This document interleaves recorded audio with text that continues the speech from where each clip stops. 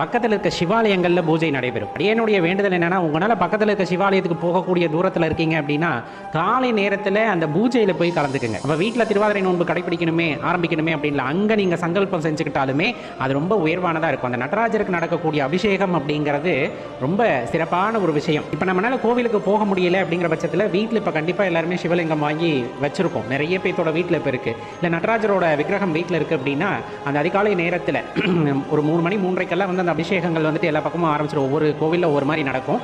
உங்கள் பகுதியில் எது வழக்கம் அப்படின்னு தெரிஞ்சுக்கிட்டு அந்த நேரத்தில் போய் கலந்துக்குங்க. அப்படி இல்லைன்னா வீட்டில் நம்மளால் முடிஞ்ச அபிஷேக பொருட்களை வாங்கி வீட்டில் சிவலிங்கம் இருந்ததுன்னா சிவலிங்கத்திற்கும் அல்லது நடராஜ விக்கிரகம் இருக்குன்னா அந்த நடராஜ விக்கிரகத்துக்கும் வந்துட்டு அந்த நேரத்தில் அபிஷேகம் செய்கிறது அப்படிங்கிறது ரொம்ப சிறப்புங்க. அப்படி அந்த அபிஷேகத்தை பண்ணி நீங்கள் சங்கல்பம் செஞ்சுக்கோங்க. அந்த திருவாதிரை நோன்பை வந்துட்டு நல்லபடியாக நான் நிறைவேற்றணும், அதனால் நீங்கள் தான் துணை இருந்து இதுக்கு பக்கபலமாக இருக்கணும் அப்படின்னு சிவாப்பாட்டை கேட்டுக்கிட்டு நீங்கள் இந்த விரதத்தை ஆரம்பிக்கிறது அப்படிங்கிறது ரொம்ப உசித்தமான விஷயமா இருக்கும்.